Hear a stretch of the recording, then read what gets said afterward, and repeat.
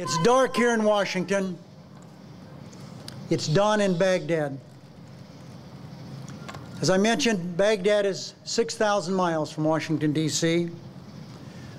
As we speak, we have 160,000 American troops in those deserts and towns and cities in Iraq. They're awakening to a new day, the 1,582nd day of this war. Those 160,000 troops are heroes, every single one of them. There are some in this audience holding candles. Candles tonight to honor those troops who made the ultimate sacrifice, and of course all those who remain in harm's way. But you're also holding candles to shine a bright light, a real bright light, on the Republicans in Congress who continue to stand in the way of progress. You'll keep the pressure on them. We'll keep the pressure on them, and together you and we will deliver the new direction that our troops and all Americans demand and deserve. I've only been here in Congress for 7 months. I've come a long way. 3 years ago, I was in Al Rashid, Baghdad with the 82nd Airborne Division. 3 years I came home and 19 of my fellow paratroopers didn't make the trip home with us. And I vowed when I came back that I'd do everything in my power, with every fiber of my being, to change the direction in Iraq and to start to bring our troops home. We are gathered here tonight in a candlelight call to action. As we stand here with our call to action on the Senate floor, the Republicans are impeding the opportunity for the voices of the American people to be heard. Just a few hundred yards behind you in the United States Senate, a great drama is taking place.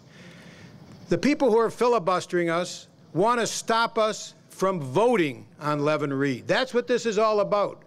You're going to read or hear that we're voting on Leader Reid tomorrow. No, we're not. We're voting on whether or not to end a Republican filibuster, which will stop us from voting on Leader Reid. It is night. But we are shining the spotlight on every senator.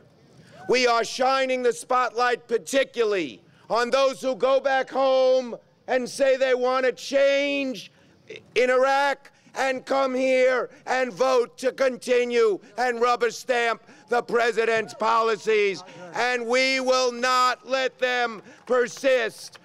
I call on all members of the Senate to bring the Leader Reid amendment to the floor and help bring this madness to an end.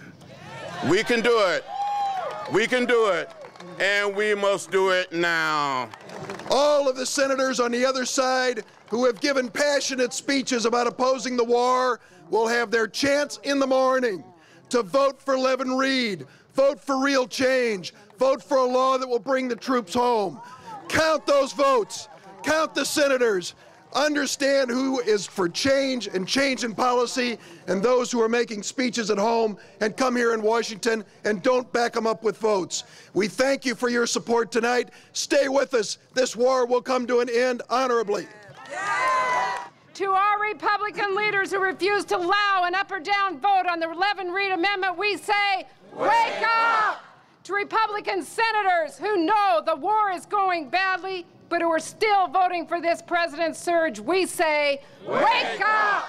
And to the Bush administration, who has failed our veterans and their families at home, we say, wake up! We're going to wake up the Senate, we're going to wake up the White House, we're going to wake up this country, and we're going to stay awake all night long until they vote with us. That's why you're here. That's why we're here.